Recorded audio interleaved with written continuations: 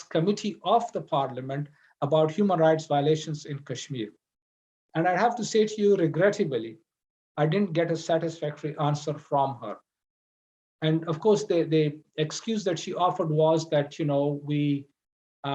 we have to work in conjunction with our allies, etc. We can't do anything on our own. We are a middle-level power, etc. So I said, if that's the case, why is it that you condemn China so unequivocally, but you prevaricate? We haven't heard any statements from you in condemnation of India's horrific conduct vis-a-vis Kashmir.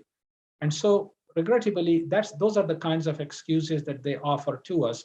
But I believe the solution to that is twofold, as I mentioned. Number one, that we work with civil society groups and grassroots organizations. And number two, that we begin to engage academics and journalists so that we can bring up this issue and highlight it more often so that it becomes mainstream. Unfortunately, it isn't. India is not going to stop oppressing the Kashmiri people. They are digging their claws deeper and deeper into Kashmir. And we are regrettably facing a major challenge, but I think we need to rethink our strategies in terms of how we can enhance the understanding about the Kashmir issue in the broader international community. I want to end there. I want to thank everybody for this opportunity for me to share my brief thoughts with you. And I'm afraid I have to rush off because I have to go to the airport to pick up a guest. He would be arriving any minute now. And so please forgive me for not staying to listen to the presentations of other participants. Thank you. Assalamu alaikum wa rahmatullahi wa barakatuh. Thank you very much doctor Zafar Bangash साहब, बहुत शुक्रिया आपका। हमें join किया है नफीस जकरिया साहब ने, farmer diplomat हैं, हमारे इंतहाई अजीज हैं। मेरी चूंकि उन्हें भी कहीं जो है उनकी मसरूफियात भी हैं, मेरे ख्याल में गुरचरण सिंह उनके बाद आएंगे। पहले नफीस जकरिया साहब, आपसे गुजारिश है कि आपने ख्यालात का इजहार करें। नफीस जकरिया साहब। Thank you Abdul Hamid loan साहब। You have always been such a proponent of Kashmir issue that it is very difficult to say no to you. I just actually landed in Islamabad and I had a very hectic week, until this time. But this is an issue which is so close to my heart that I could not, say that I won't be able to attend. So here I am. And I heard Dr. Bangash, we have worked together for quite some time. And I'm not sure that who are the participants at the moment who are, if you may like to just show me right now who other participants are, listening. Because I want that he mentioned about strategy, and this is exactly the point I wanted to make here in this gathering, in this Zoom meeting, because we have been working and we have been raising voice about the Kashmir issue, about its resolution. We have been, as he also mentioned, we have been referring to all sorts of documents. But I think the call which we are making to call India to account by the international community is not happening. And I think in so many words, Dr. Bangash has, has highlighted the right point, that it's all about, preferences and duplicity. The West at the moment is, like always in the past as well, the world has remained divided, and there had been struggle between the great powers, and great powers have always wanted that maximum number of countries should be on their side. And this time again, the game is on, and America is again hyperactive in this region. And in this region, this time, in the past, when the Russian invasion happened, or the Soviet invasion happened in 1979, and then after 9/11, they found Pakistan to be the right partner for all sort of assistance. And then as usual, they just forgot as to how many sacrifices we made, and they are just forgetful. And now they are up against China, as he rightly mentioned, but like, they are not just up against China, they are also up against Russia. Because they can see what is coming their way in the coming years. China and Russia, they have come together, they have joined hand, they have buried all their differences, and they're working together. And in this scenario, they both of them have also partnered with Pakistan, and they are nurturing very, especially Russia is nurturing very close relations with Pakistan. Now, all these things are the fact of life. And we have to think about Kashmir issue as to how we can actually cash in our efforts, how we can cash in the assets or plus points that we have, the strengths that we have. Now, what is happening in my view is that so many people are on board, and all the Kashmiri or Kashmiri friends, or the friends of Kashmir, they have been advocating the case of Kashmir in their own domain, in their own right, and in their own way, with their respective interlocutors in their countries. Like, for example, he also mentioned, Dr. Zafar Bangash, that how he has engaged the Canadian parliamentarians. I was in UK. I have engaged, and I still remain in touch with them, and keep providing them the British MPs and the other parliamentarians, and also the elected representatives, about the situation in Kashmir, ongoing situation in Kashmir, feeding to them or everyday happenings over there, the atrocities that are taking place. But collectively, when we see what happens is that even in the British Parliament, the parliamentarians, they take up this issue, they raise a question, there is a discussion, and that's it. Nothing comes out from the government of Britain, and they never condemn. They never come up with any condemnation of India. Had it been any other country, they would have condemned like anything. Now, I think we need to come together. Like, for example, in Malaysia, I was able to cultivate very close relations with a very huge organization. It's an organization which is called MAPIM. It's the Islamic Consultative Council of Malaysia. And MAPIM is an umbrella organization of more than 200 NGOs. And they have the footprint in 27 countries. It's a formidable force to reckon with. And I think it is very important that these kind of actors, these kind of NGOs should be brought on one platform. People who are working in Canada, people who are working in UK, people who are working in other countries in European Union. And I think we should all put together our friends at one platform and have some sort of a very powerful display of support to Kashmiris, and also highlighting primarily the human rights violations. Because if we talk about resolution of the dispute, it will not happen. Nobody's going to address that. But if we talk about the human rights violations, and this is where we can actually sell our campaign, our efforts will bear fruit if we constantly work on highlighting the human rights violations which are taking place in Indian occupied Jammu and Kashmir. So I think this, in my view, is the key. Otherwise, we'll keep on organizing these Zoom meetings. We'll keep on organizing, these occasionally on such occasions like Black Day, Kashmir Black Day, sometimes on 6th November, like the Yom Ashoda Jammu, or for that matter, 5th of February, and that's it. I think I have said this thing time and again, that we must list all the very important, incidents that have taken place. They had been recorded more than 30 massacres which have taken place from 1989 till 2018, and still they are going on. And there was a discovery of mass graves. Nobody has highlighted that even.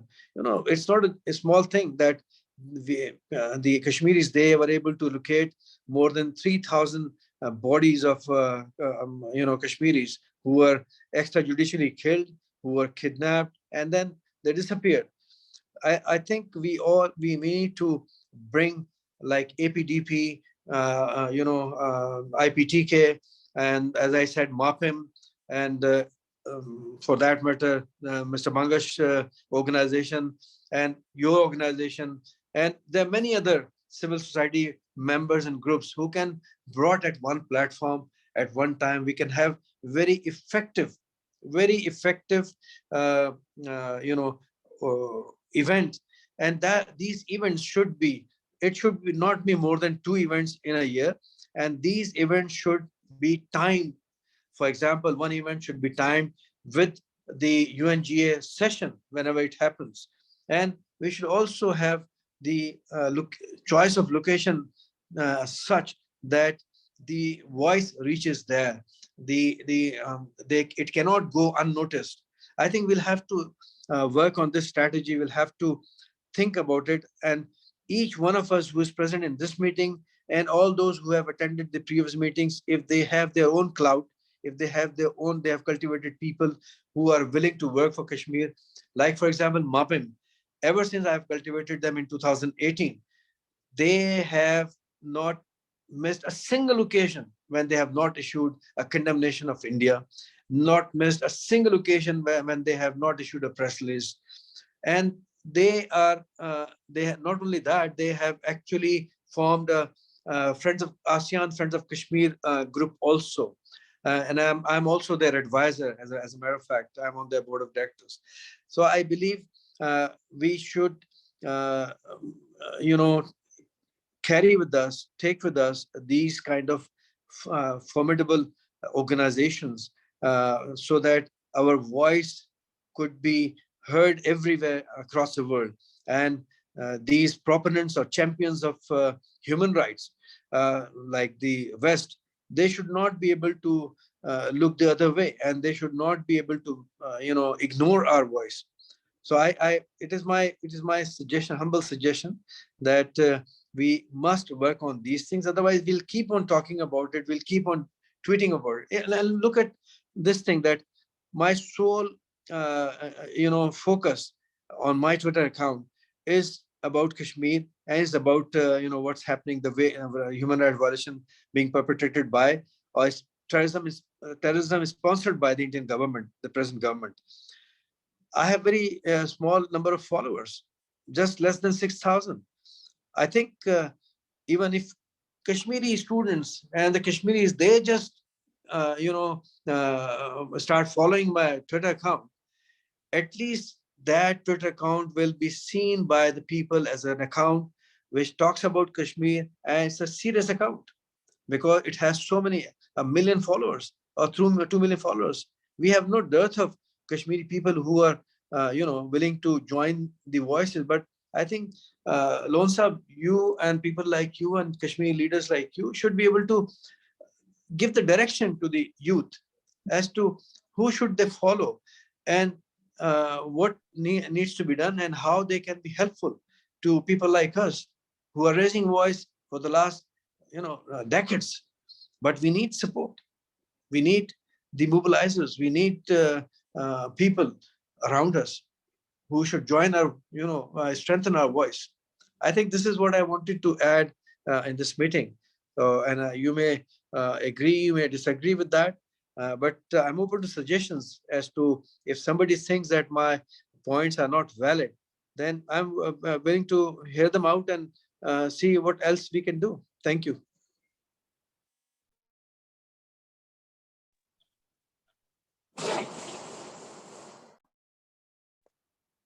Thank you so much, Nafiz Zakaria Saab, to share your valuable thoughts with us.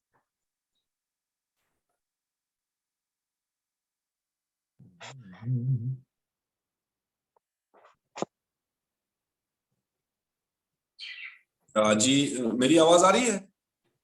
हाँ जी। बहुत शुक्रिया नफीस ज़करिया साहब, आपकी कश्मीर के हवाले से जो काविशें हैं, आपने अनथक मेहनत की, कश्मीर काज को आपने इंटरनेशनलाइज किया, नेशनल लेवल पे हाईलाइट किया, आपकी काविशों को हमेशा याद रखा जाएगा। काबिल सताइश हैं सारी आपकी जो है काविशें। तो आज जहां हम एक मरतबा फिर आपकी तजुर्बे से आपकी डिप्लोमेटिक लैंग्वेज से मुस्तफीद हुए हैं, तो इंशाल्लाह मुस्तकबिल में भी हम आपसे रहनुमाई लेते रहेंगे। तो थैंक यू वेरी मच, एक मरतबा फिर बहुत शुक्रिया। तो अब हमारे दरमियान गुरचरण सिंह है। गुरचरण सिंह चूंकि ये खालिस्तान मूवमेंट के जो है फ्रीडम फाइटर हैं, इनकी डिप्लोमेटिक फ्रंट पे बड़ी काविशें हैं और हम चाहते हैं कि 27 अक्टूबर जो ब्लैक डे है इस पे भी आप बात करेंगे और बरतानिया में जो कश्मीर कम्युनिटी के साथ आपके रवाबित हैं और जहां आप कश्मीर काज के साथ साथ जो है खालिस्तान काज के लिए भी मुतहरिक हैं, तो वहीं हम आप जो है वो माइक आपकी तरफ। जी गुरचरण सिंह, आप मुझे सुन रहे हैं? हाँ जी, हाँ जी। Mic over to you. बिल्कुल, गो अहेड। हाँ जी, वाहिगुरु जी का खालसा तो वाहिगुरु जी की फतेह। As far as the situation in Kashmir and especially on today, Black Day, is concerned, I think what we need to understand in terms of independence of Kashmir is the nature of the enemy and the nature of the enemy or the regime which we are facing. And the political ideology of that regime is very centered in a very particular part of India, and that remains Gujarat. Entire Indian fascism, the backbone of that fascism is, if you look at the infrastructure or the regime for last 70 odd years since this country or this political union, the Indian experiment has come into being, what we have seen is the majority of fanaticism or ideological fascism which is coming from a singular state, and that is Gujarat. And as far as the Kashmiri movement is concerned, I think we are talking on the propagation of the Kashmiri voice throughout the world. That is very necessary. We always support it, and we will always try to support it as much as we can. There are many other avenues. Media is one, and we are holding at the moment a global referendum of the Sikh people throughout the world, and it's been a very successful campaign, and it's been a very painful campaign for the Indian government, and they have been crying since they began last year, and they carried on since they has gone to Canada. And next week there would be another big gathering. But I think we need to understand when it comes to independence, it can't be just politics on its own. There has to be the other element, and it has to be a balanced approach. And the reason I spoke about Gujarat is because, the Sikh numbers are very limited when it comes to in terms of Pakistan, but the Kashmiri diaspora and the Kashmiri numbers are huge. So what that does is Pakistan province of Sindh becomes a very strategic importance to the Kashmiri movement. And I have suggested it many other times, and I suggest it again, that there needs to be a center of Kashmiri politics, even an embassy type of institutions set up in Sindh, especially places like Islam Court and other very bordering area, because these are strategic places where you can have Kashmiri institutions set up. The reason for that, there are two fundamental reasons for that, because you have to understand Sindh crosses two states in India. One is Gujarat and second one is Rajasthan, and it has no border. You can just walk across from Sindh to either Gujarat or to Rajasthan. The entire military buildup is in Punjab and in Kashmir. The borders, the hundreds of kilometers of border when it comes to Rajasthan and Gujarat is completely empty, unmanned. That's why the discussion we regularly have strategically to our Kashmiri brothers. We need to understand the strategic importance of Sindh, and secondly, the nature of our enemy. The Indian fascism, or the core of Indian fascism, comes from Gujarat, and we need capabilities in every form of the way. I think people understand here what I mean by that. That once you have a political center set up in Sindh, especially border areas next to Gujarat and Rajasthan, what that gives you is, because you have to understand where the Indian situation is, this idea of Indian superpower and military power, or its strategic allies such as America and so forth, these claims are very thin. You need to understand. India has been at conflict with China for a number of years, but what we have seen, especially in Sikkim and in Ladakh, is that Indian government has, every time a conflict comes, they have retreated. They have given nearly 90 square kilometers of land, I think a week by week in the case of Sikkim. Half of Sikkim has presence of Chinese villages, and none of the so-called international partners of this great India, or this so-called economic superpower, have helped them at all. But you need to understand why it's happening. The reason it's happening is the demographics of India. The demographics of India is at such that the loyalty to this so-called Indian state is very thin, especially when it comes to the Hindu heartlands, because the entire figment of idea of Indianism is very thin. And when it comes to places like the Hindu heartlands, especially in the case of Sikkim, we have seen no civilians willing to fight for the Indian state at all. At all, no civilians are willing to fight, and the Indian army is finding very difficult each day to keep any territory, because there is no support on the ground for no support for the Indian army.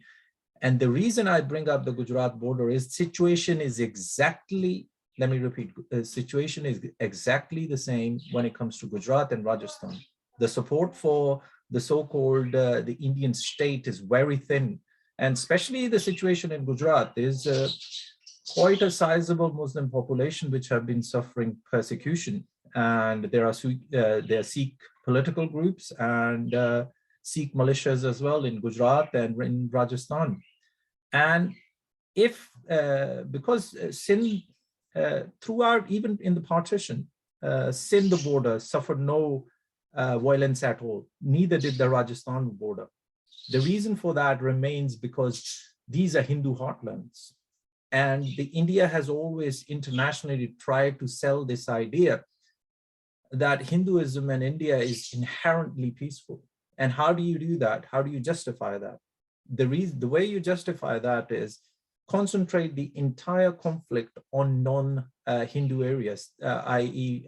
We get the story of Kashmir, the violence which took place on the border of Kashmir, and then the violence in Punjab. But these Hindu heartlands have always stayed away from conflict. And when we are seeing any sort of conflict, I think historically it's a fact that it's not just now, from the times of old, that the Brahmins are very good at running away from battle. And there's a saying in Punjabi,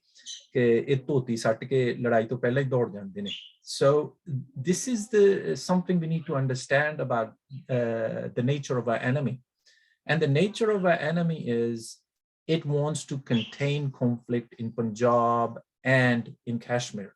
What we need to do is expand our politics. Yes, we are doing international politics. That's well and good. The message in the West is going through. But the fundamental problem remains the Indian propaganda. India is selling a very simple lie. And that lie is that Hindus and India are inherently peaceful. And only people you can negotiate in that region is them. And what we need, the way we simply change that is by having centers which are very close to these Hindu centers, especially next to the border of Gujarat and next to the border of Rajasthan. And these could be done very easily. There are certain difficulties. I have already mentioned that Sikh groups do have in setting up these centers, but for the Kashmiris, it should not be a big deal. And if these Kashmiri centers are set up in the state of Sindh, embassy type centers where you propagate Kashmir, Kashmiri media, Kashmiri X, Y, and Z, that will have a huge impact on the politics of India. Because as I mentioned before, there is no military on that border. There is no security on that border. The police force, the entire scenario is very different to compare to Kashmir. So the concentration, what we need to understand, that we need to face our enemy or fight our enemy, not where it's at its strongest, but fight it where it's at weakest and where it runs its ideological core. And that ideological core remains Gujarat. There should be no doubt that keys to freedom, the keys to independence of Kashmir or even independence of Khalistan, they lie in Gujarat. And until we open that box of Gujarat, we will have difficulties.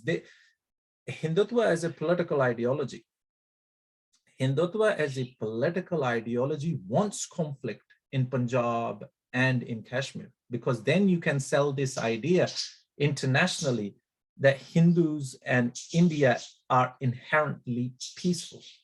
And the only way to challenge that would be to have a political engagement in the centers of Hindu ideology.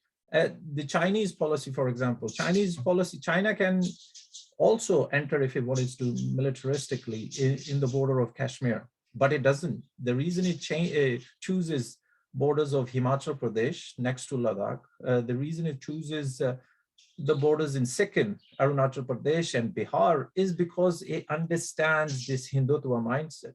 It understands the Hindutva mindset that the Indian military is unwilling. Let me make it very clear. Indian military is unwilling to fight a battle.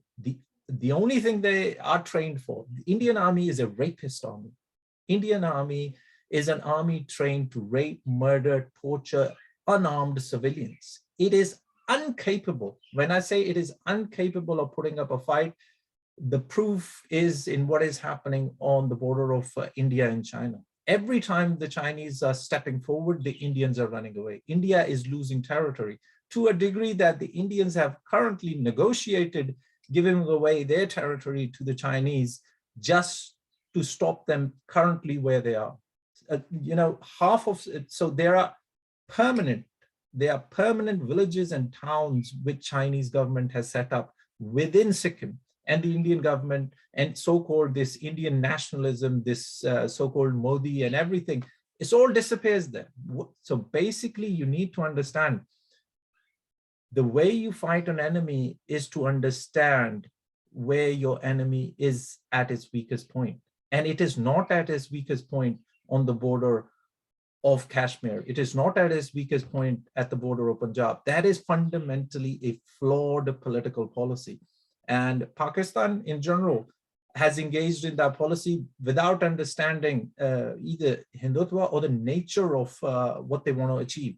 The reason they are very successful in international politics, question being, for example, we have various, these international extremists, the Indian current UK Prime Minister. The Western civilization in general has an obsession with Hindu culture. It will not end well. It will not end well. What we saw in Leicester, it will just expand throughout the UK under Rishi Sunak. Be under in no doubt. This is a guy who has openly endorsed caste system as a political step forward for UK and its society. So, longer this guy stays in, more they will understand what kind of danger these people represent. The only thing people like Sunak, or there are others, they are interested in is this political expansion of Hindutva as an imperialism. This is an imperialistic ideology, and it needs to be stopped and it needs to be defeated. Especially when we talk about UK's current Prime Minister. British establishment and its obsession with the Indian culture is not going to end well. That is something absolutely clear. Hindutva is only going to expand in the UK under Rishi Sunak, and it will become a monster. It will become a monster to a degree that you need to understand what happened last year. Just within 1 year, the previous Home Minister gave 1 million visas to Indian extremists. 1 million Indian extremists were imported from India to all the way to UK. And what did they do within 6 months? They nearly burnt half of Midlands. So if this individual and his group stays in power for 4 or 5 years, they have a history. They have a history. They have done this in South Africa. The Gupta family burnt South Africa to the ground, bit by bit by bit. And if this obsession, which they're suffering in the UK, doesn't change, in a sense, this is good, because this is the only way for the Western society in general to understand the dangers of Hindutva. What we are facing will become their problem soon. But I think what I can suggest to everybody in general is that we need to understand our enemy's weakness and strategic placement of our activism in Sindh. Thank you very much.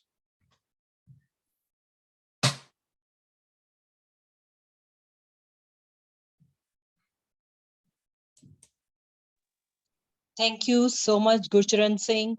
Vaheguru Ji ka Khalsa, Vaheguru Ji ki Fateh. And I'm really honored to work with SFJ very closely. I learned a lot from you people. And I believe how you are conducting your referendum all over the world, sooner or later, we Kashmiri needs to follow your step. Thank you so much. You shared a lot of Yeah, as far as organizations is concerned, our entire organization will be available, both financial and at an organization level. The day you want to hold a referendum, every infrastructure we have in place from UK to throughout the world will be available for you to hold a Kashmiri referendum. You will not need to rely on any government or anybody for any kind of funding. Everything would be in place. Because we have gone through this whole referendum position, you'll not need anybody else. We'll sort out everything. You just need to, whenever the decision is done, everything would be available. Yes, and I really love this idea. We don't need to rely on anybody else but us. And I believe when we will be one and we will decide like what will be our final path of like having our destiny, we will definitely follow your referendum idea. It is like my personal opinion. Maybe some people are not going to like it, but I really like your way of working and the idea of referendum. And I really suggesting to Kashmiris to follow the footstep of SFJ. Thank you so much, Brother Gurcharan Singh. And we are really pleased to have Shafaq Mahmood Sahab here, is ex-MP, and I believe he is always a great part of the activities of the Friends of Kashmir. I would like to invite him to share his thoughts to us.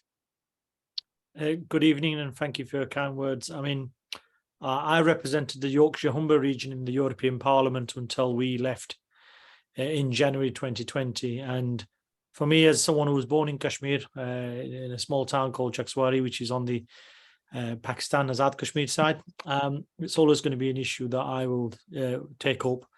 And it's, for me, it's always been about our values. You know, we as a country here in the UK value human rights, civil liberties. That's what we say to our people. We also value the right to self-determination.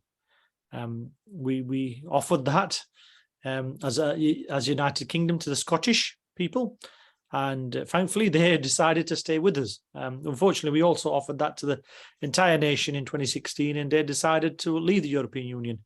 but at least the people of the United Kingdom were given that right to self-determination, which is a basic right, whether it's our friends from Khalistan who are also fighting to have a right of who governs. Because prior to 1947, there was British India, but there wasn't India. Prior to the British arriving, there wasn't a single state.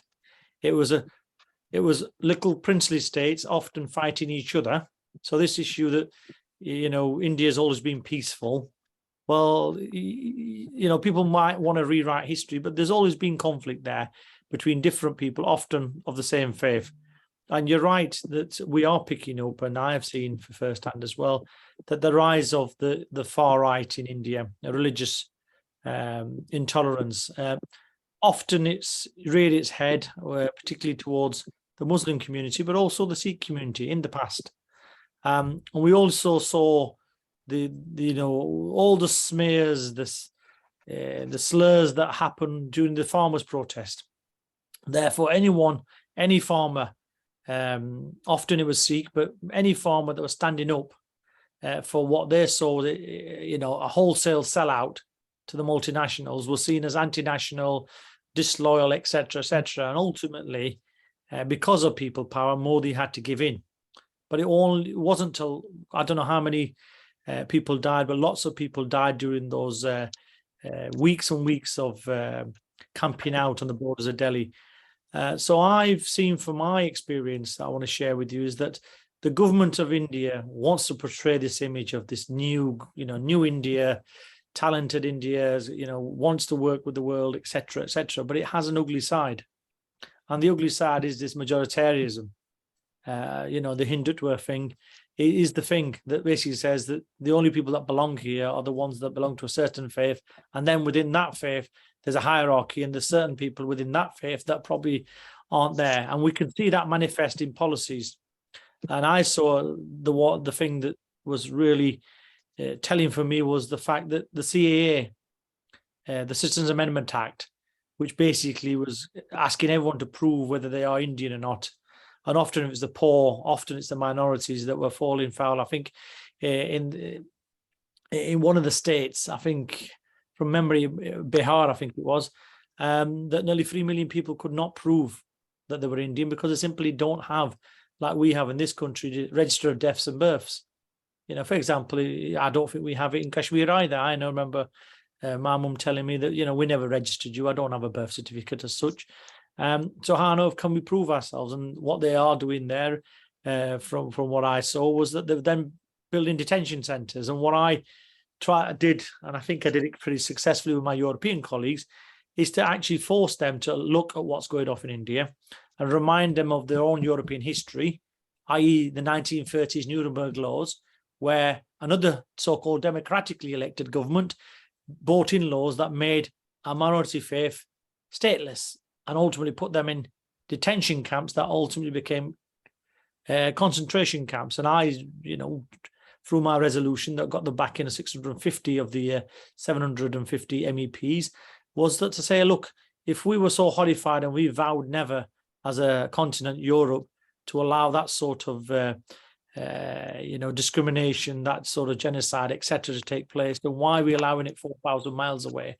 Why are we allowing it with the so-called partner that wants to join the UN Security Council, that wants to have a 124 billion euro trade deal with us? So we have to make life uncomfortable for some of our political leaders.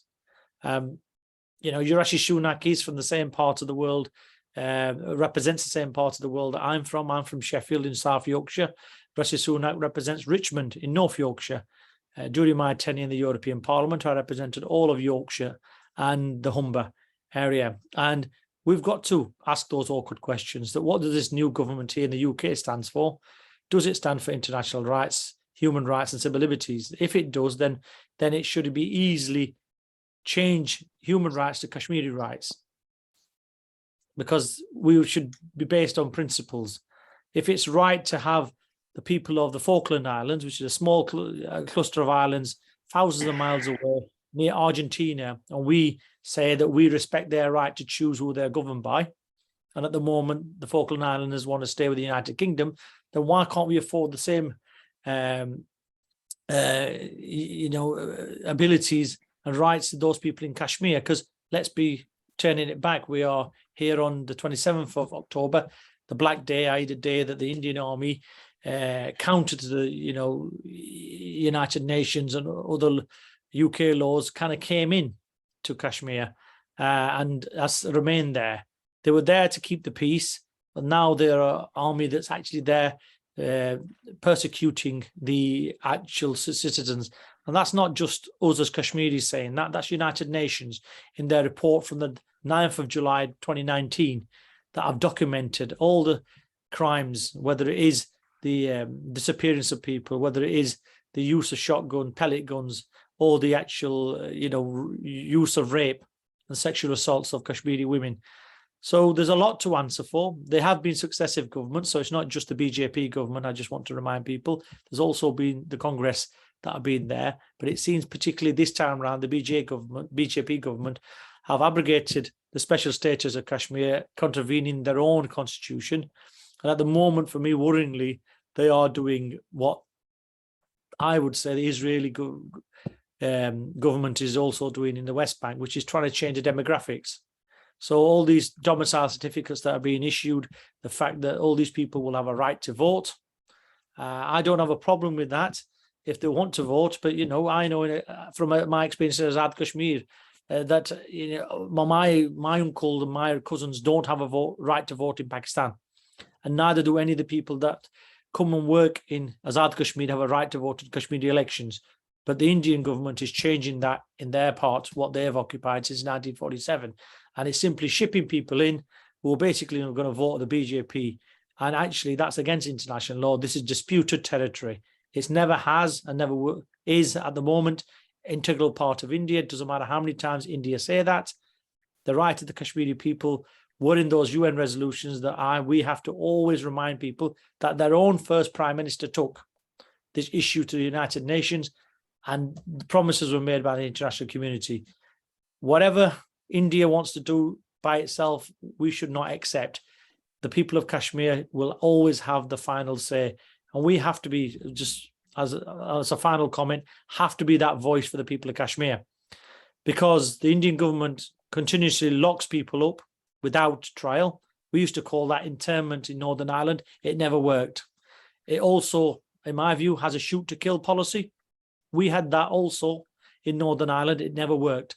Ultimately, it was the people on Northern Ireland that came together through democratic processes and devolution and actually are governed. We have got some sticky situation at the moment because of the Brexit deal and the Northern Ireland Agreement that's causing us some problems. But ultimately, there was never a military solution. It has to be the people of Kashmir, and it has to be those Kashmiris that have a right to live in that part of the world and not people from elsewhere, whether it is Uttar Pradesh, Bihar or Kerala, wherever.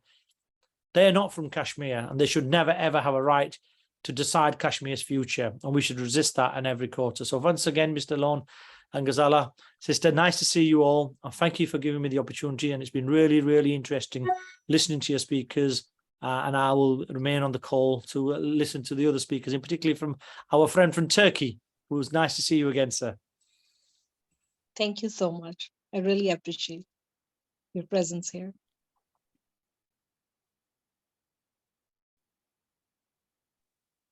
शुक्रिया शफक साहब. अली मोहम्मद खान साहब ने हमें join किया है. X federal minister हैं, Kashmir cause के लिए इनकी बड़ी खिदमत हैं. हमेशा जो है ना हमारी आवाज बने हैं ये, और आज भी हमारे साथ हैं इस ब्लैक डे पे. तो मैं इनको खुशामदीद कहता हूँ. अलबत्ता उससे पहले अपना गजाला साहिबा आप करें अपना टर्की साहब को, और उसके बाद जफर साहब को, फिर अली मोहम्मद खान साहब. अली मोहम्मद खान साहब आज जो है वो सदारत करेंगे इस वेबिनार की. तो go ahead Ghazala. Thank you so much, Brother Hamid Lone. And I like to welcome Mr. Thargai in this webinar. And we always appreciate your presence among us like Kashmiris. And we really feel like you are one of us. You are, I don't know about the half, but more than half Kashmiri.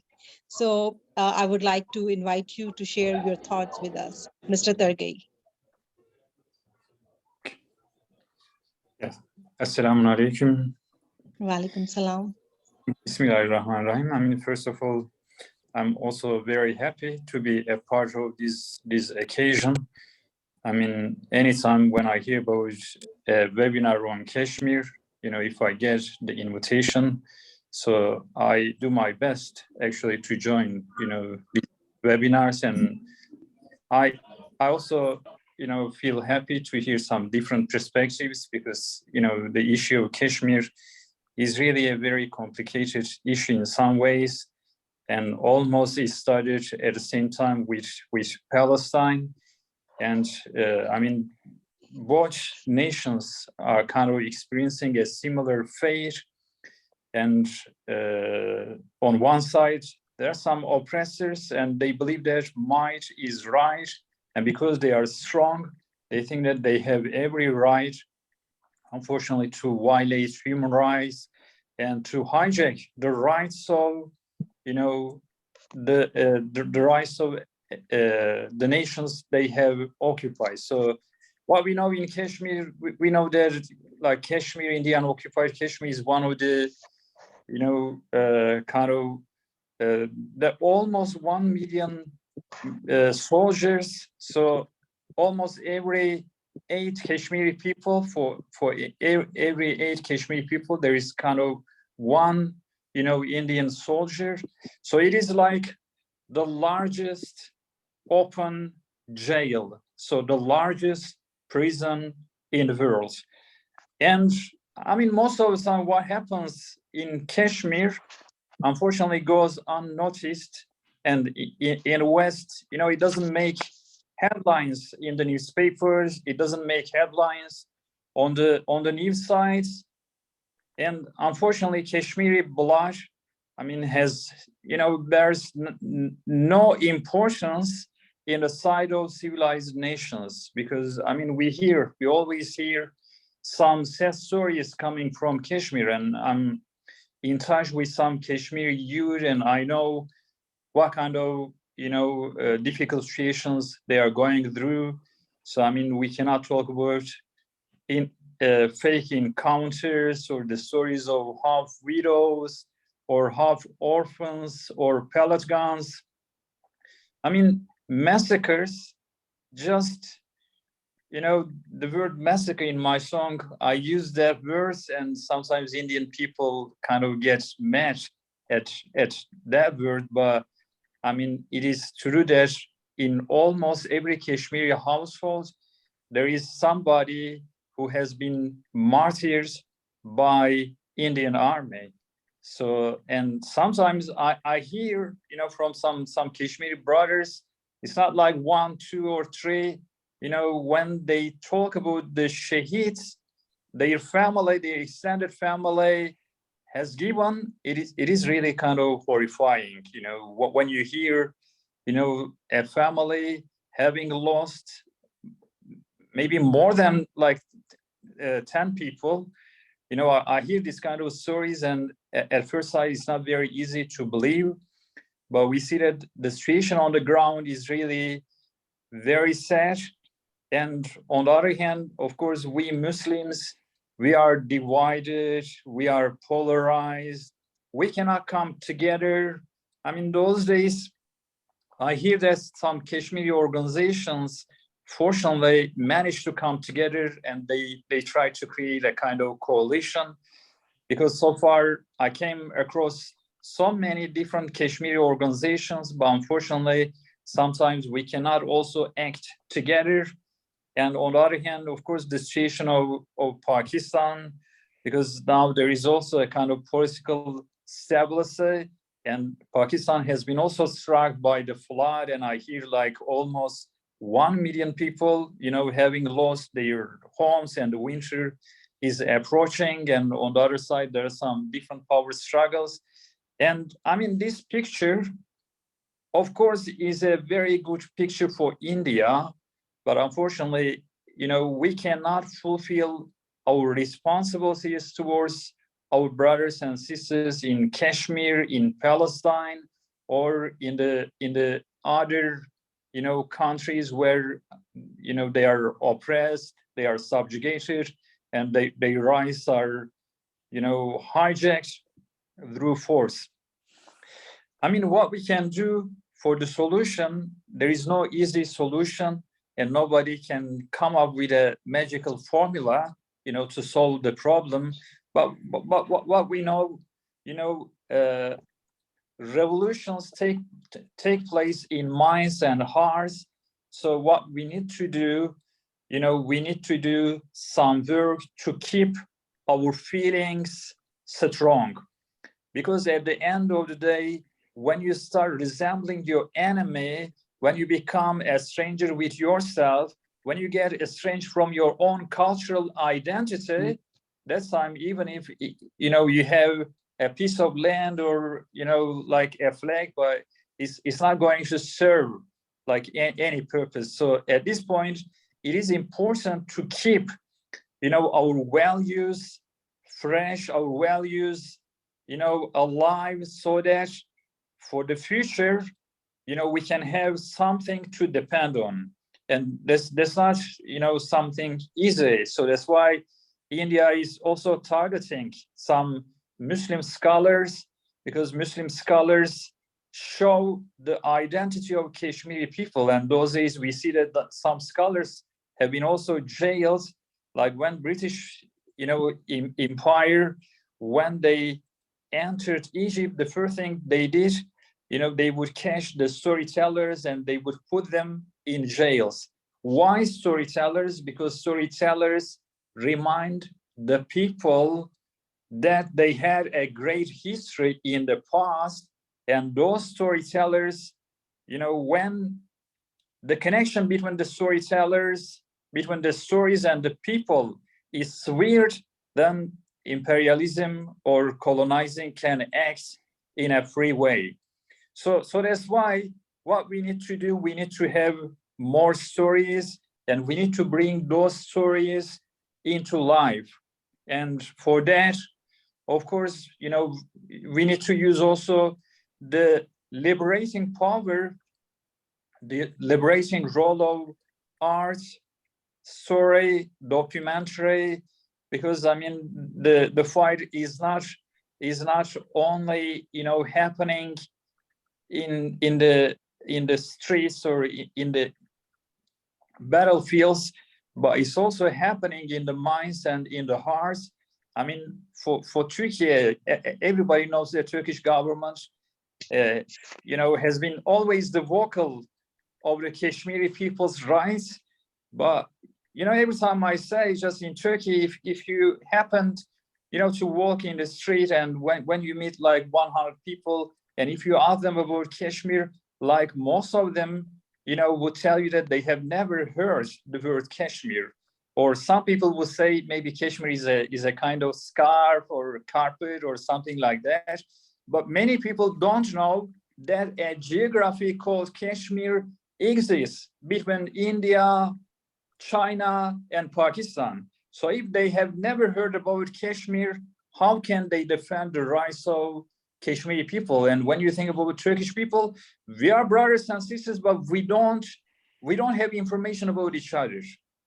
So we don't know that we've got some lost brothers and sisters suffering in a different country. So that's why we need to act really in a fast way to raise awareness, about Kashmir. And for that, we need to use literature or music or cultural activities also effectively, because we don't have enough collaboration. So when you think about Turkish and Pakistani people, they don't know each other. Turkish and Kashmiri people, I mean, in Turkey, when you ask the people, did you ever hear about a Kashmiri artist, a Kashmiri writer, So even in Pakistan, I was kind of horrified, like many people have never heard about, for example, Sayyid Ali Gilani. When I wrote a song about him, I was surprised that some people have never heard about him. So it means we also need to educate our youth, and we've got a lot of work to do, but we're not going to lose our hopes, because when you have faith, sooner or later, you are going to become the victorious, and inshallah, the things are going to change. And I believe that now there is a growing awareness. I see that Kashmir starts, taking place in the media. I mean, it covers the media much more intensively in comparison with the past. And I believe that the future is going to be better. And I hope that we're going to be able to see free Kashmir when we are still alive. Yeah, thank you for letting me talk.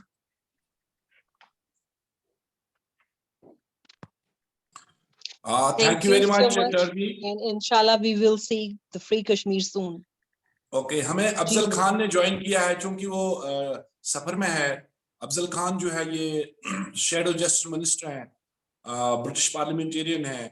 उन्होंने Kashmir cause के लिए house of Commons के अंदर और बाहर भी बड़ा काम किया है। तो चूंकि वो सफर में है तो उन्होंने गुजारिश की थी कि मुझे जो है वो टाइम दे ताकि मैं अपनी बात कर सकूं। अली मोहम्मद खान साहब हमारे अफजल खान साहब हैं, डॉक्टर अफजल खान साहब, तो प्लीज आप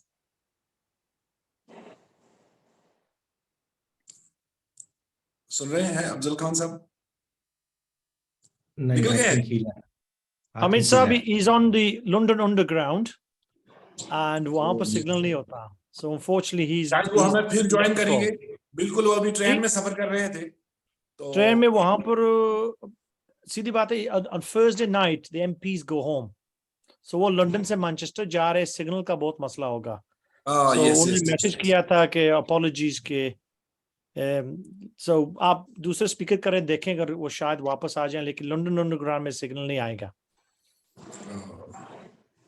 अच्छा, अली मोहम्मद खान साहब ये हमारे शफक महमूद साहब हैं, एक्स यूरोपियन पार्लियामेंटेरियन हैं। ब्रेक्जिट के बाद तो ये फिर अलग हो गए हैं, तो अभी ये लीड्स में होते हैं। इन्होंने बड़ा काम किया है, जिस तरह से वाजिद ने किया था, या जो डेबी इब्राहिम्स हैं, या जो एंथिया मैकलिंटायर थी यूरोपीय पार्लियामेंट के अंदर। तो शफक साहब हमारे साथ जो है मौजूद रहेंगे। तो ठीक है, जो ही अफजल साहब आते हैं तो फिर उन्हें देंगे। अलबत्ता उससे पहले श्रीनगर से हैं हमें जफर कुरैशी साहब, जो कि जफर कुरैशी साहब जो है प्रोमिनेंट लीडर हैं, कश्मीर ग्लोबल कैंपेन के चेयरमैन है ये। इन्होंने भी नेशनल लेवल पे, इंटरनेशनल लेवल पे कश्मीर कॉज के लिए बड़ा काम किया है। तो आप बात करें मुख्तसर नो, देन अली मोहम्मद खान साहब। जी जफर कुरैशी साहब, गो अहेड। जी जज़ाकल्लाह खैरन। पहली बात तो मैं I just want to thank everybody here, जो हमारे होस्ट हैं, गजाला साहिबा, हमीद भाई आपका, और यहाँ पर माशाल्लाह जो the people that we have.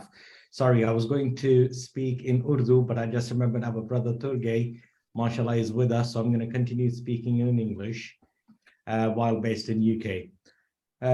So firstly, on the behalf of the Indian occupied people of Kashmir, I want to thank you all for not just organizing this particular event, but for all your effort at every occasion, on every crisis that has taken place during the conflict of the Indian occupied Kashmir. And alhamdulillah, we've seen support from the diaspora, not just from our Pakistani brothers and sisters, but as you can see from the globe all over, from Turkey, from United States, from various communities who have come together, not because they're Kashmiris, but because they're peace-loving, who believe in humanity, prosperity, and peace and development. Especially Shafaq Saab, mashallah, I know I've been seeing him all day today in various webinars, who's been highlighting the issue of Kashmir. We were just together earlier on at the Pakistani embassy function that was kind of hosted on the 27th of October. I'm not going to go into the details of the 27th of October, Black Day, why we celebrate. I think the way Turgay and the rest of the speakers eloquently described the situation in Kashmir needs no further elaboration. And alhamdulillah, everybody over here is very familiar, including Ali Saab, who I had an opportunity of meeting up last time back in 2018, when I was part of a delegation to Pakistan on the behalf of people of Indian occupied Kashmir. So Ali Saab, it's really good to see you again after a long time. And mashallah, I hope the support that you've given for the Kashmir cause while you were active in the parliament will not just continue, but double and triple every day going forward, because this is not just the government issue, the issue of Kashmir is every human being's duty to fight for what's right. Some of the things that were highlighted earlier, starting from Zafar Bangash Saab, who kind of really focused on the need for strategy. I definitely second that. I think one of the key things that we lag in terms of Kashmir issue, we've been fighting and struggling this against this illegal Indian occupation for over 75 years. It's not just since 1947. You know, let's not forget that our movement started well before that. And alhamdulillah, even in 1946, when Azad Kashmir gained its independence from the Dogra Raj, our struggle was at that point as well against any oppression or any atrocity that was committed on the people of Kashmir, especially the Muslims of Kashmir. Then, mashallah, we had Nafiz Zakaria Saab, who again quite highlighted the need for unity and strategy. But one of the things he mentioned is that we need to address this issue as a human rights violation issue in Kashmir. While you know, I agree with most of the stuff that Nafiz Zakaria Saab said, and I really do miss his presence in London. Mashallah, the work that he did while he was here in London is absolutely fabulous, and we can still see the impact and the effects of that work continuing till today. I mean, I still see those posters outside the Pakistani High Commission that he set up about 5-6 years ago. That still hasn't changed. So really kudos to him for his efforts. But the reality that I see as an Indian occupied Kashmiri who's seen Kashmir born in Kashmir, I've grown up there. A lot of members of my family have been martyred for this cause. Alhamdulillah, they've given their lives, and we're proud of that. My father has been exiled since 1982, when he started standing up openly against the Indian occupation and freedom for the Kashmir. Narrating the issue as a human rights issue might get us to some corners of the Western world. But at the same time, the reality is when it comes to the human rights violations, addressing or masking or packaging the issue of Kashmir as a human rights puts us in a very fragile and very vulnerable position. And I was quite absolutely shocked, and this was something that came to notice just day before yesterday. A seminar was organized by the Institute of Relational Studies in Pakistan, along with the Youth Kashmir Forum in Pakistan. And one of the audience members, a young sister of ours, youth, was so much confused that she got up at the end. She goes, "Hold it, mujhe confusion hai. Is the Kashmir issue a human rights issue, or is it an issue against the illegal occupation?" Look, we really need to face the reality. The human rights violations that are taking place in the Indian occupied Kashmir, over hundreds of thousands of violations happen every day with the minors, with our sisters, with our daughters, with our brothers, with our fathers, with our sons. Everybody faces a human rights violation issues, but that is not the Kashmir issue. The Kashmir issue is a political issue, and these are the manifestation outcomes of that, our struggle for freedom from the illegal Indian occupation that has been happening since 1947. And as a Kashmiri from the ground, wallahi, we will continue happily to face these human rights violations, but we will not give up our struggle for freedom, for inshallah merger with Pakistan. But packaging this and selling this on an international level as a human rights violation carries a big risk that our next generation will not know the reality of what the Kashmir issue is. Yes, do we need to be very subtle? Do we need to be very diplomatic on the international levels so we can gain some audience, we can gain some support, and perhaps maybe gain a pressure? We have been using these taglines of human rights violations against India for the last 70 years. We've got over 150 bilateral agreements, over 18 United Nations resolutions. Nothing has come out of it. And unless we face the reality that the challenge that we are facing is a physical occupation, as Turgay said, with over 900,000 fully armed forces on Kashmir, they are not going to listen to your talks, to your negotiations. India at the moment has got an upper hand. Shafqat Saab, who's been an MEP and works with the British government, and so as our brother Abzal, who's unable to make it this way, will clearly tell you, as far as the Western world is concerned, economy is their first key interest. The Indian government can keep on killing and changing the demography of Kashmir. They do not care. It is not their issue. Their issue is economy. Their issue is China. Their issue, and those are the issues that they will fight for. Rishi Sunak as the current prime minister or anybody else, the policy of the Western government has always been that this is a bilateral issue. Now, trying to package it as a human rights issue on the international level just causes us as the Kashmiris who are on the ground and our youth in Pakistan more confusion and carries a huge risk. Initially, when we started in 1947, even up till the 2000s, our full-fledged narrative on the international level was "Hum kya chahte hain? Azadi," and that was the narrative that was supported by Pakistan.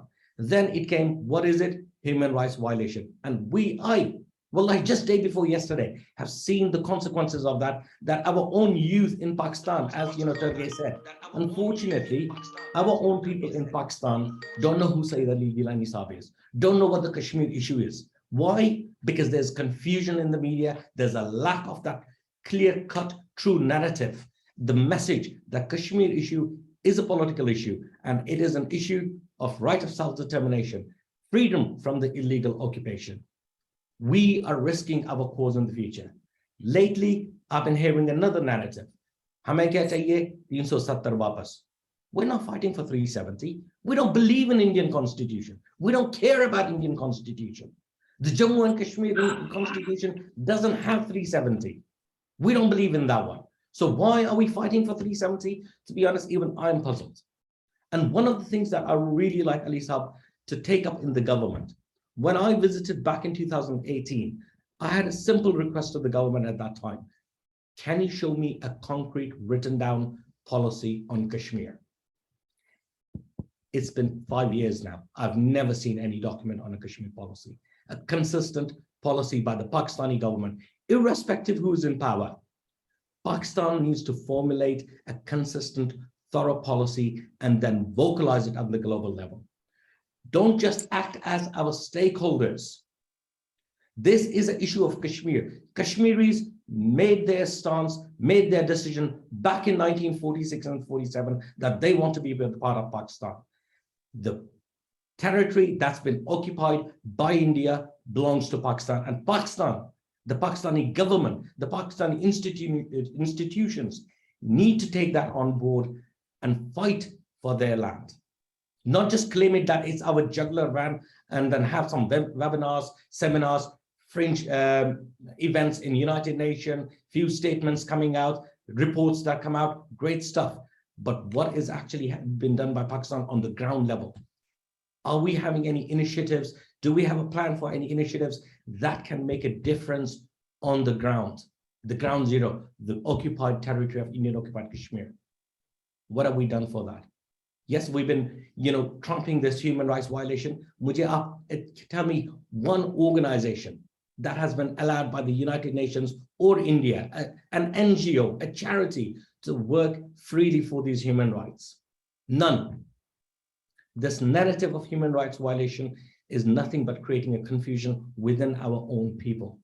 What we need to have is a clear-cut message. The issue of Kashmir is for the freedom. It is the right of self-determination that the people of Kashmir want.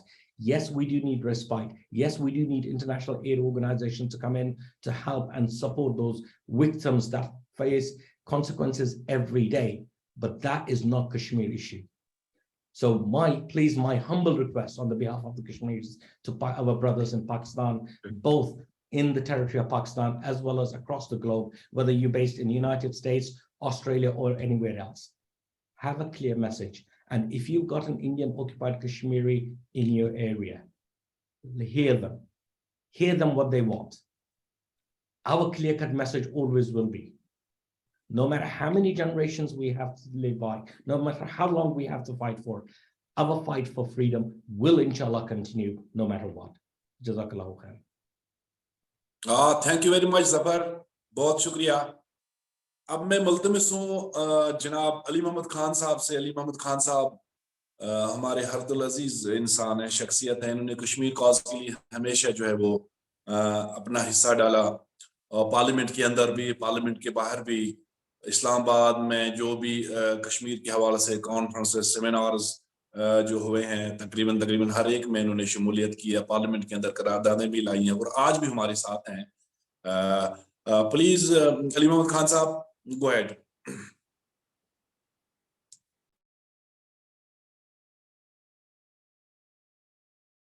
I think Ali Mohammad sahab अभी mute पे हैं।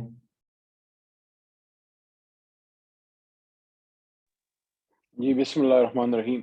अल्लाहुम्मा सल्लि व सल्लिम मुबारक अला सय्यिदिना मुहम्मदुर रसूलुल्लाह खातमुन नबिय्यीन सल्लल्लाहु अलैहि व आलिहि व अस्हाबिहि वसल्लम। First, I would like to do some tilawat for my friends who may be listening to me in the Indian occupied Kashmir. Huwallahu allazi la ilaha illa hu alimul ghaybi wa shahadati huwa ar-rahmanur rahim.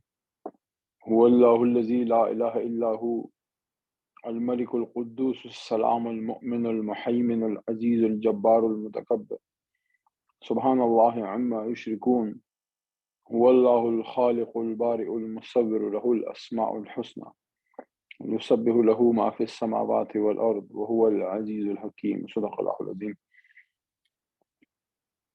Kashmir is as an integral issue for Pakistan and for the Kashmiris as it is for us to breathe and drink water and do our everyday chores which are necessary for a human life. First of all, the most important thing in my view is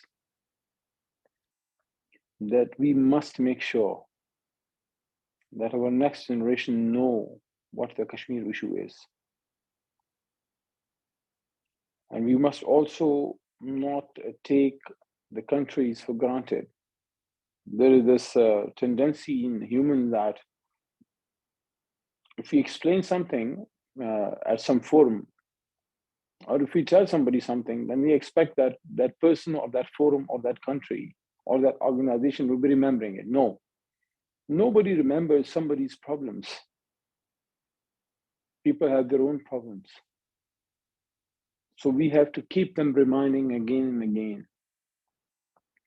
Whenever people like me or you or our youth, our next generation, our scholars, our teachers, our academia, our youth, our intelligentsia, our diplomats, whenever they go out and they interact with the people of different religions or different races who don't know about Kashmir and who are not that aware, we must make sure that we can give them a short brief of the whole Kashmir issue. As my brother said that the other day, one of youth in Pakistan, a young girl a student didn't know what really the Kashmir issue is. Is it a human rights issue, or is it a political issue, a land occupation issue, or issue of self-determination? Well, it is a human rights issue because it is the right of self-determination issue. Why are there human rights issues? Because people raise their voice for their self-determination when they raise their voice against the Indian oppression which they do to illegally occupy this land, which belongs to the people of Kashmir. When the people raise their voice, they oppress them. And during the oppression, they commit human rights violations. So there won't be any human rights violation if the Kashmiris are given the due right of self-determination. First of all, we must make sure that we should, when we interact with the West, of whom I have very little hope, but still, since we live in the community of nations, we have to interact. We must not lose hope, but we must tell those international forums and those countries and those people that it was basically the Indian leadership. It was basically the first Prime Minister of India, Mr. Jawaharlal Nehru, who went to United Nations and literally begged United Nations and the Security Council that please, the United Nations must play its role and we want a ceasefire. And in fact, they themselves, they were the aggressors. But when the Kashmiris retaliated, he went there running and sought help from the United Nations that solve the issue, and he assured them that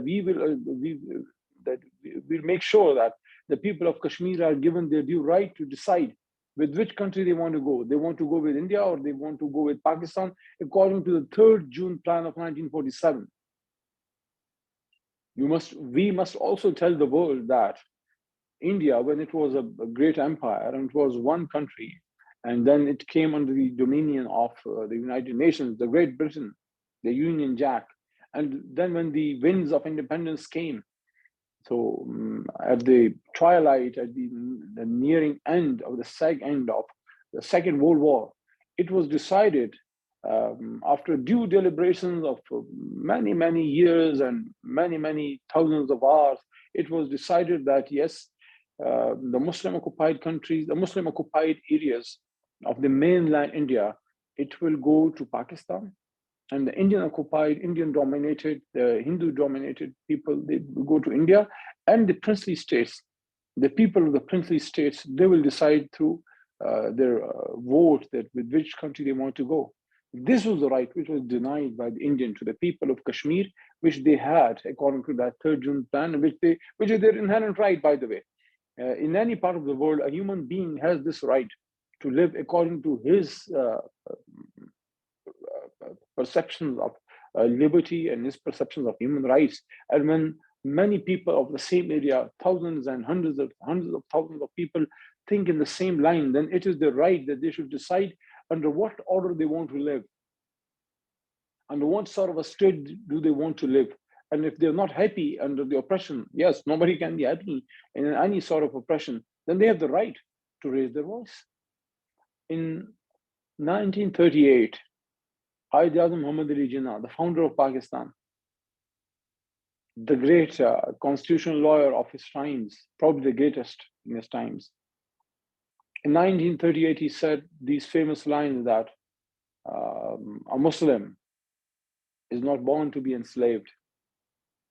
If a Muslim is forced to be enslaved, he'll emerge as Zahiruddin Babur or Sultan Tipu. He'll happily embrace martyrdom, but he will never accept slavery. And will any noble human being, may that be a Muslim or a Christian or anybody, for that matter, even a secular person, no matter which religion a human being belongs to, he believes in human dignity, how can he accept slavery? The Kashmiris have not accepted slavery in the last 75 years, since 27th of October 1947. In fact, the Kashmiri struggle movement, many Pakistanis don't know, is even had even started earlier than the freedom movement of Pakistan. In 1940, when the resolution of Pakistan was passed in Lahore, the Kashmiri struggle started nearly 10 to 11 years ago from that, before from that. So it is one of the oldest freedom movements of the world. So when we would engage with the Western diasporas and the diplomats and the organization, and when we tell them that, look, here is this freedom movement in the present day world, where the freedom movement is reaching its nearly 100 years of its movement. Many countries have got their independence many years later than the freedom movement of Kashmir started. I would even take the liberty to say that Pakistan movement, the freedom movement of Pakistan, it has got great strength. It received great strength from the freedom movement of Kashmir, because all the freedom movements of the subcontinent, they were interconnected. Then we come fast forward to the present day, 2022. One of the most important things which come into my mind all the time is that we have been begging these world organizations for the last 75 years. Can somebody give me 3 examples when these big, so-called big international organizations like United Nations, or for that matter, European Union, or any other organization, they have come to the rescue of the poor and the meek against an oppressor? Yes. If there's a famine, if there's a flood, if there's a human rights condition where there is no direct aggressor, yes, these organizations have been very good in doing some relief work against the issues of human catastrophes like flood and famines. But when there is a big power standing in front of an oppressed country, oppressed nation, very rarely have these powers come to the rescue of those poor and those weak people, because they've got strategic and economic interest. And these strategic and economic interests, they always supersede the human rights issue. So for that, we have to make sure that we Pakistanis and the Kashmiri youth, the youth of the Indian occupied Kashmir, of course, but the youth in the Azad Jammu Kashmir and the mainland Pakistan, are we even teaching them properly? And what about the political parties? Do we even consider Kashmir an issue which we feel in the heart of our hearts that yes, it can be solved? Or just we have made it a sacred duty that on 27th October or any other particular Kashmiri day, we would come out, we make it a procession, we would sit in some webinars, we would discuss, and we go home, and we accepted that nothing concrete can happen. And yes, we are just doing our duty. In the heart of our hearts, we want freedom, but we don't have a concrete plan for it. I would say that all the political parties in mainland Pakistan and the Azad Jammu Kashmir, they sit together someday, they make, let's make a 30-year plan, let's make a 20-year plan, let's make a 15-year plan, but at least we must come out and come up with some concrete plan that these are the steps which we want to do. And one thing very important for the Pakistanis, if we want the Kashmiris to get their liberation and get their liberty and get their independence and get their right of self-determination, nobody is going to offer it in a plate. We Pakistanis, unless and until Pakistan become a great power in the world, unless and until we become, our voice gets strength and people start listening to Pakistan, then Pakistan as an advocate of the Kashmiri people, it can really make a difference. Secondly, at a diplomatic level, I would say that we must not leave a single avenue vacant. We must not say that, okay, at the moment, if some particular event doesn't seem that significant, why should we just waste our energy, and Kashmir will not be getting its liberation if there is some program or some international organization seminar in some far eastern country. No. If there is a program in which we can raise the issue of Kashmir, no matter if there are, there are 3 or 4 countries attending that seminar, that webinar, or that conference, or that meeting at international level, we must send our delegates. As far as the Pakistanis foreign offices are concerned, though I had on many occasions represented the Foreign Affairs Ministry in the Parliament in Senate of Pakistan and the National Assembly, giving their answers and representing them, defending them when questions would be raised in the Foreign Affairs Ministry. But I don't have that exact knowledge that in which country we still don't have Kashmir desks.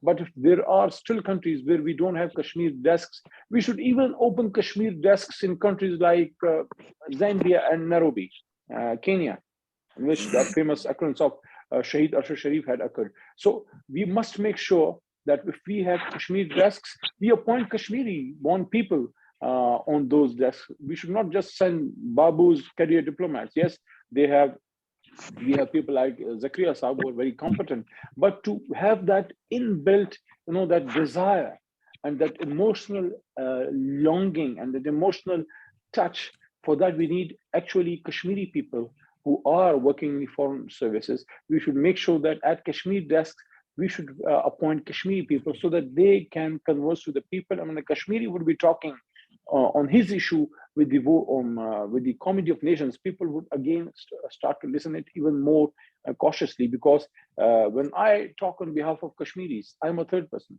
But when the Kashmiri is talking, he's the first person. Then at the end, I would say that the political parties, the mainland political parties in Pakistan, Pakistan Tehreek-e-Insaf, to which I belong, and Muslim League Nawaz and Pakistan People's Party, and the religious parties like Jamaat-e-Islami, which may not be having that many members in the parliament, but they have got a very strong organization. And I would like to appreciate their efforts in the Kashmiri movement, Jamaat-e-Islami, and then the parties like Jamiat Ulema-e-Islam, and the nationalist parties like Awami National Party and some other. We must start to play a bit honest with ourselves. do we really consider Kashmir issue as one of our top 10 agendas when we come into power? It is for all the parties.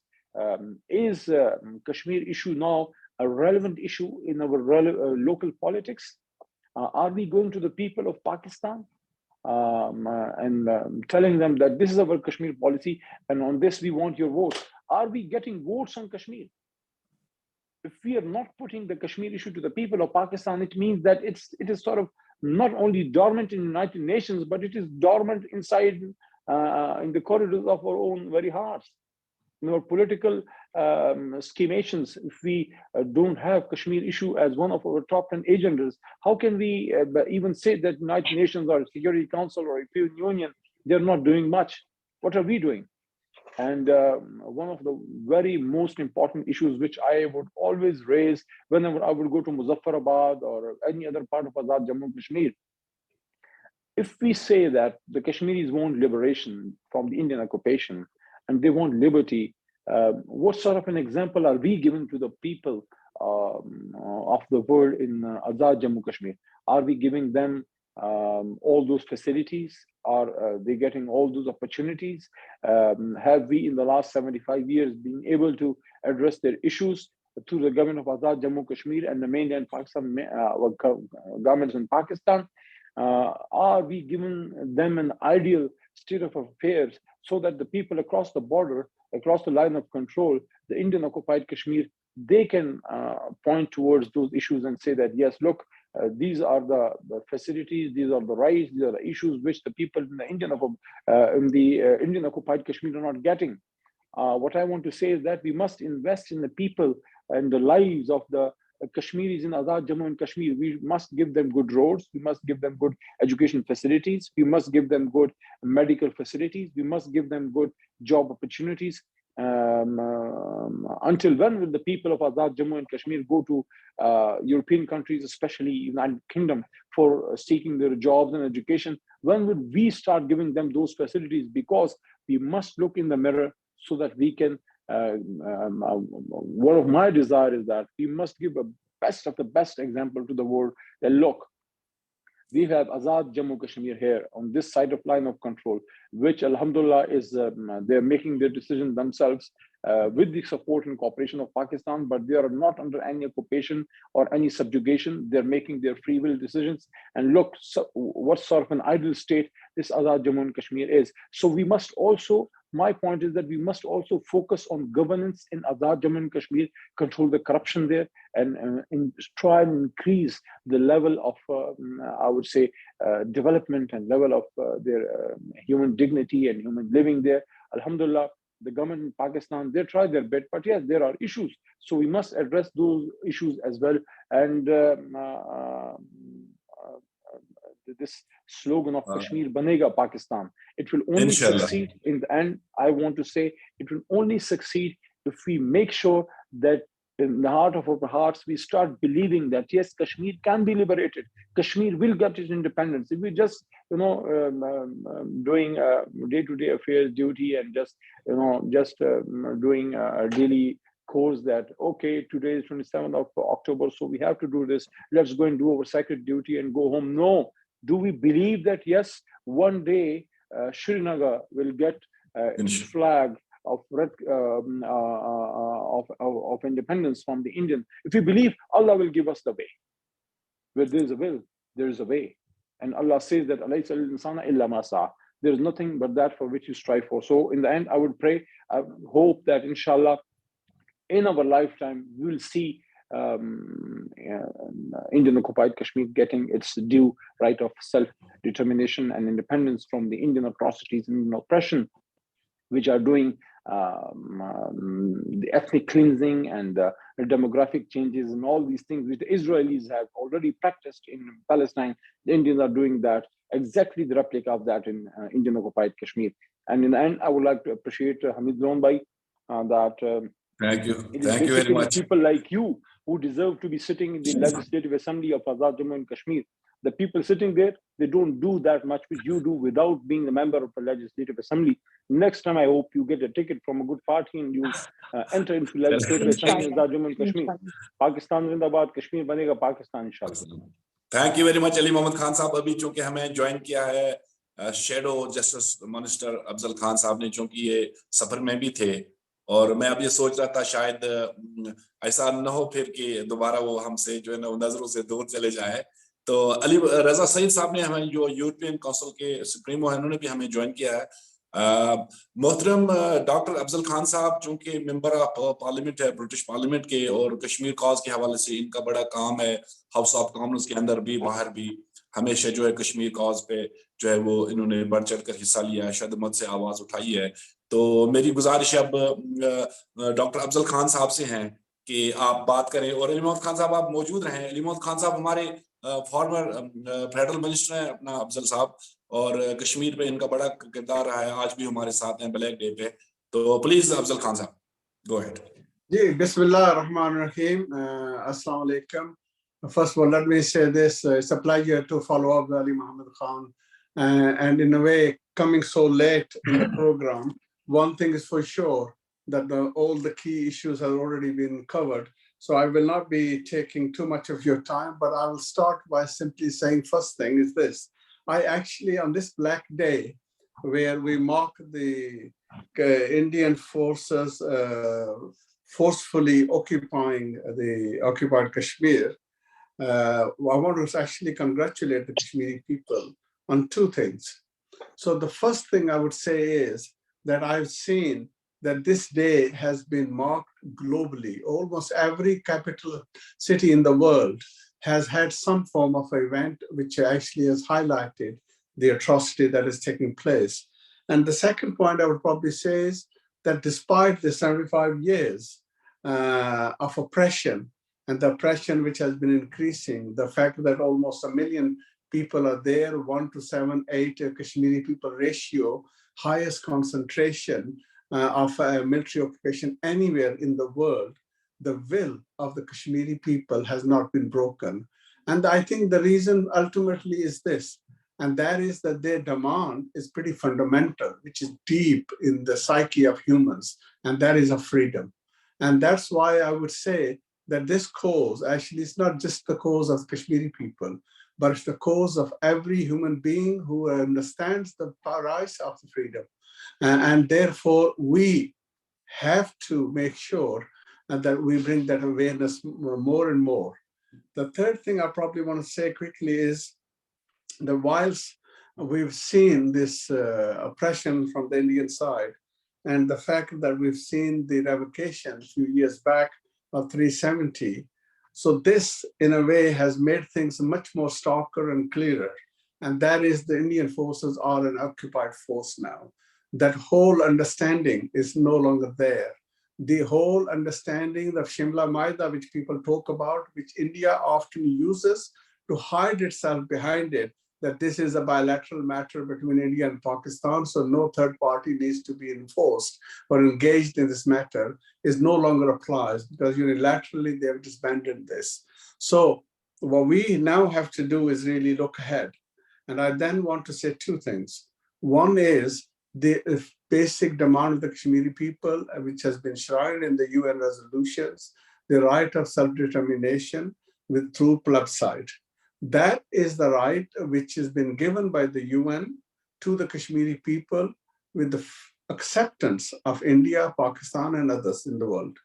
So that is something which then has to be enforced by all the free countries. We have recently seen how you mobilize the situation, what happened in Ukraine, where an entity, Russia in this case, has invaded a sovereign state of Ukraine. Similarly, because it's an occupation now, so it's the same analogy applies. And therefore, the world cannot have double standards. They need to bring about this standard where this rule of law has to be respected, and it has to be respected across the board. So in that sense, the many main organizations, the multilateral organization, including we have seen Shifaq Bhai here, who was also a member of European Parliament. I think European Parliament has a main role to play in there. And I also feel countries like America now also has a role to play. They can't simply pick and choose different countries. We've seen how they've been at the forefront against this Ukrainian crisis, I think a similar sort of energy has to be applied to other disputes which exist in the world.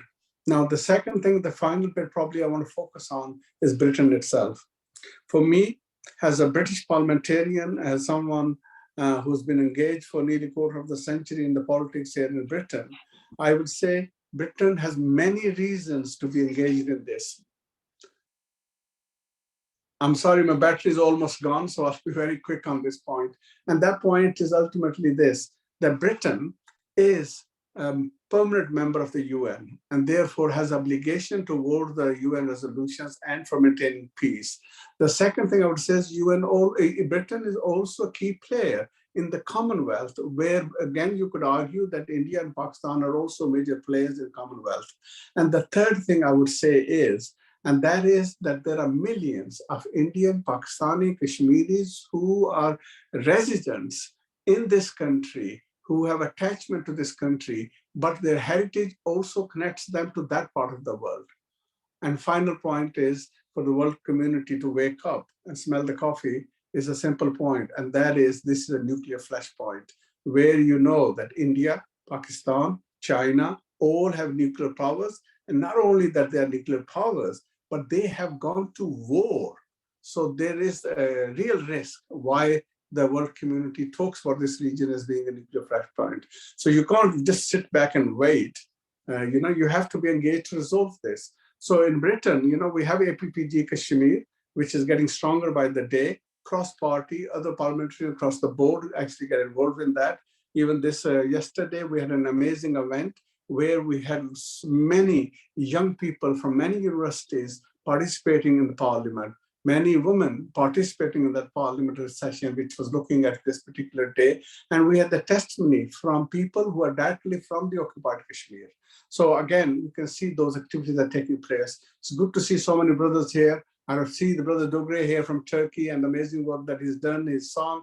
Thank you for sharing that with me as well and with the world too. And it's lovely also to share the platform with you, not only here, but also in Spain on the issue of Kashmir. So I want to, from my heart, say thank you to you, Brother Dogre, because it's an issue for all of us and all the other brothers and sisters here as well. Once again, thank you. Let's keep up the struggle. Let us not be in any way feel that somehow we're not making progress. We are, and always believe in the fact that this freedom idea struggle has never in the history failed. It always prevails, and India will learn it the hard way if it doesn't see this in the other way, and that is through coming on the negotiation, fulfilling the UN resolutions. The defeat will stare India, and India will lose. The Kashmiris will have a freedom. Thank you very much, Lone Bhai Amin Saab, for inviting me and putting up me dipping in and out of the Zoom because of my traveling. Inshallah, next time we'll have a bit more detail.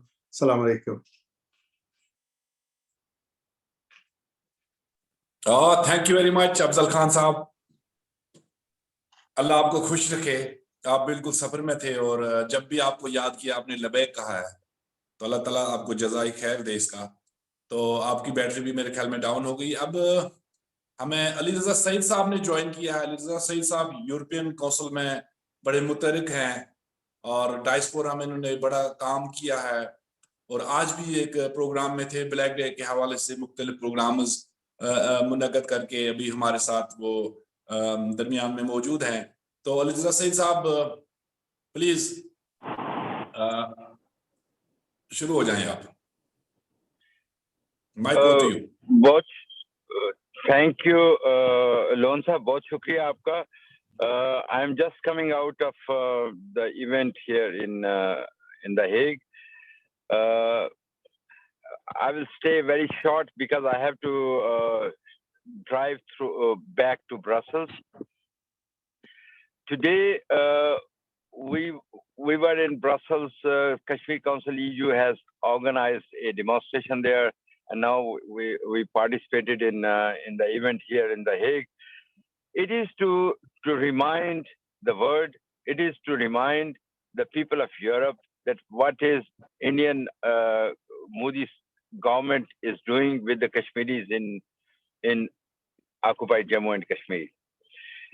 This is, I think that every Kashmiri has the duty that we have to tell the story of the oppressed, our brothers and sisters from occupied Jammu and Kashmir to the world, because the world is silent on Kashmir issue, and especially on the suffering of the people of Jammu and Kashmir. So we have to try to wake up, give them the wake up call, because when it comes to Ukraine, when it comes to any other part, the people, they support the oppressed people. But when it comes to the Kashmir issue and the Kashmiri people, then we see the support which is needed is not coming. So I think there are three things. One, how we present our case to the international community. Second, the unity between the Kashmiris. And the third is that we have to document all these issues, all these cases, what is happening with the Kashmiris, like the prisoners, they bring out at night and next day we find the dead body and they say that it's the encounter with the terrorists. These fake stories and all these stories, like when it comes to the ASFA or the Kunan Pospora issue, we have we have to have all these documents and the facts and figure with us when we talk to the people. And I think, I hope that the world will not stay silent on Kashmir. The world is changing, the alliances are changing, and the global situation is changing. And in these perspective, if you see, the Kashmir is between India, Pakistan, and China, three nuclear powers. As Raja Afzal Sahab said before, that we have to convince the international community that only way forward is to demilitarize the Kashmir, demilitarize that, and do the justice with all those criminals who have committed crimes in Kashmir from 1947 up to now. We have to bring them to justice. Unless we do justice with those criminals, we will not get the peace what we want, because the peace is needed for that region, for the prosperity of the people of Pakistan, prosperity of the people of India, and the prosperity of whole South Asia linked to the Kashmir. And the Kashmir issue, unless it is resolved as per the wishes of the people of Jammu and Kashmir, we will not get the desired result which we want to achieve. And another thing also, if you go back to the history, we have Tashkent Agreement, we have Shimla Agreement, we have Lahore Agreement, whatever agreement we have, India and Pakistan have, they failed. Why? Because the Kashmiris were not involved in that. And that's why I think it is time the Kashmiris should be involved, and their aspiration, Pakistan always stands for that, but India always back away from this point. They are not accepting the participation of the Kashmiris. So it is now it's a time that we get the international community involved, that the people of Kashmir should be participating in that, and we find a permanent final solution for the people of South Asia. And another thing also, that Modi government is trying with the full force to stop the aspiration of the people of Jammu and Kashmir, but they failed. Since August 5, 2019, they imposed the curfew, they imposed whatever force they have. They tried to stop the people from coming out, but the people are still not accepting the Indian rule. So India should be aware of that the people of Jammu and Kashmir will never accept the Indian occupation or Indian whatever force they can use. But only way forward is to accept the right to self-determination of the people of Jammu and Kashmir and give them the right to live, right to speak, right to do whatever they want. That is the only way, which is accepted by the United Nations also, by the international bodies also. So, and for the human rights activists, I will say on this platform, because India has arrested Khurram Parvez, Hassan Anto, Sajjad Gul, Shabir Ahmad Shah, Yasin Malik, all those people, they have to release, because they cannot change their minds about the rights of their people. So it is, I will leave with this. Lone Saab, thank you very much for giving me the opportunity. But inshallah, next time I will participate again. Now I have to leave now. Thank you very much.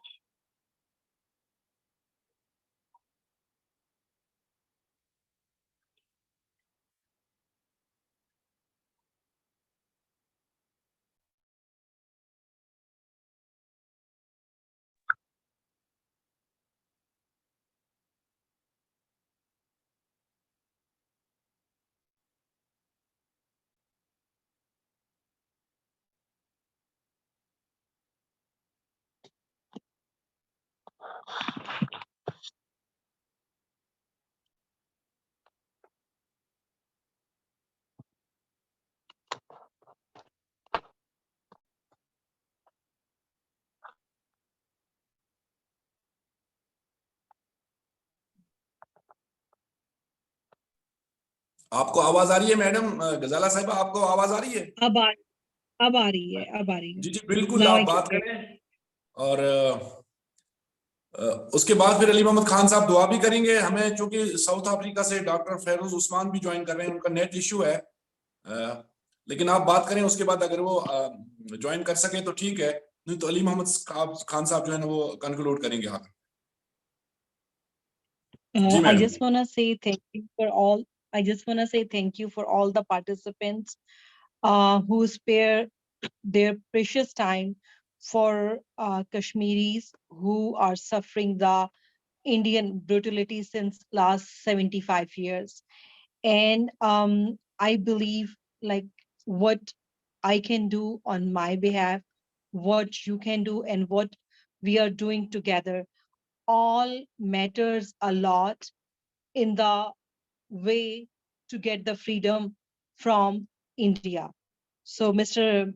Ali Muhammad is here. I'm going to request him to pray for Kashmiris, and not only Kashmiris, the present situation in Pakistan as well. Mr. Ali Muhammad Khan.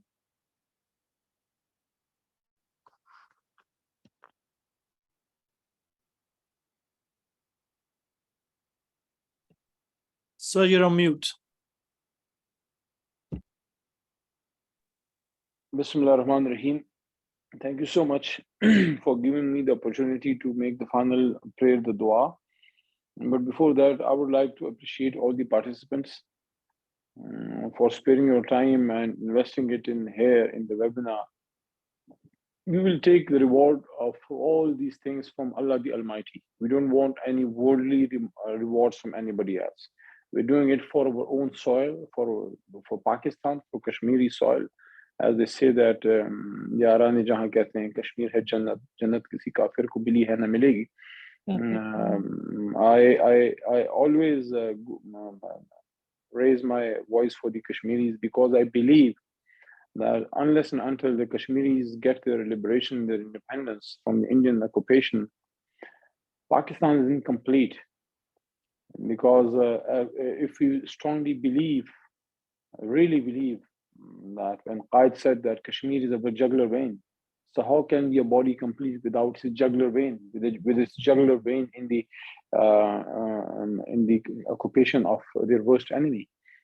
So when we raise our voice for the Kashmiris, we're basically raising the voice for Pakistan. We are serving our own very self. So aap pe koi ehsan nahi kara.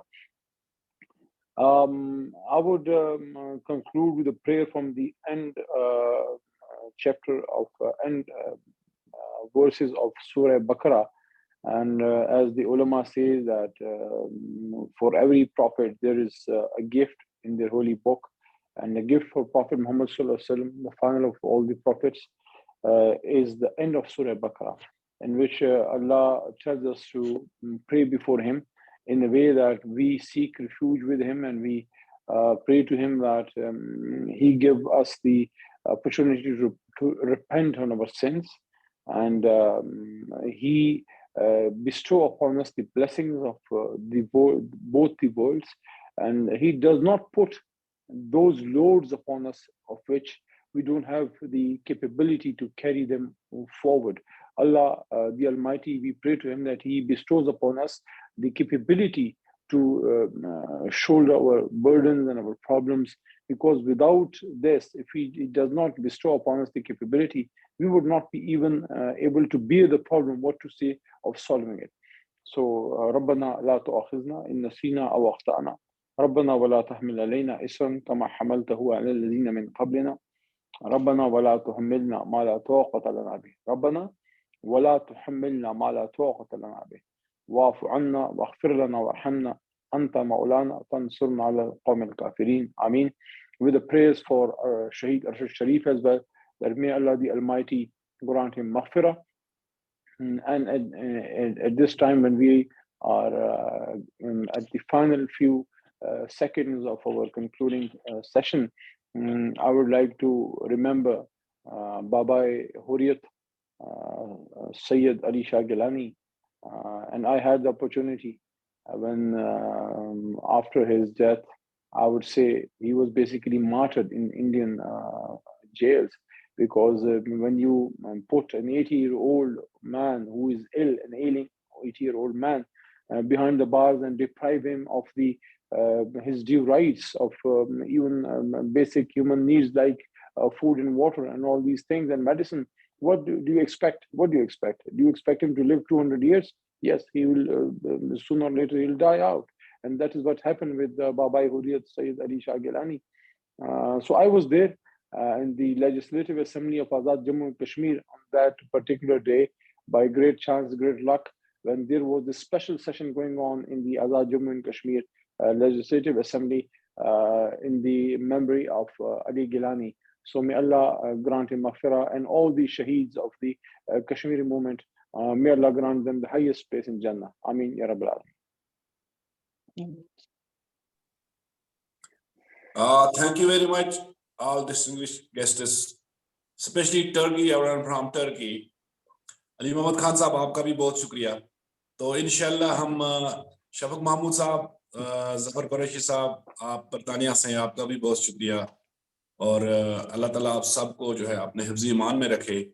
तो इंशाल्लाह फिर next मिलेंगे, और जब भी कश्मीर काज पे हम इकट्ठे होते हैं तो सरहद पार एक मैसेज चला जाता है, तो उनको जो है ना वो वहां पर हौसले मिलते हैं और इस तारीख आज़ादी को जला बख्शी जाती है. तो वहीं हम समझते हैं कि पाकिस्तान की तमाम पॉलिटिकल पार्टीज, पाकिस्तान की 22 करोड़ अवाम और डायस्पोरा जो है एक पेज पे है, वो कश्मीरियों के पुश्तबान है, और ये रिश्ता जो है ये खत्म होने वाला रिश्ता है. तो लिहाजा जब भी अब हम आपको याद करें तो कश्मीर पे आप जरूर इंशाल्लाह लबैक कहेंगे और दुआओं में भी याद रखेंगे. Thank you. Verma Alaina इल्लल बलाग.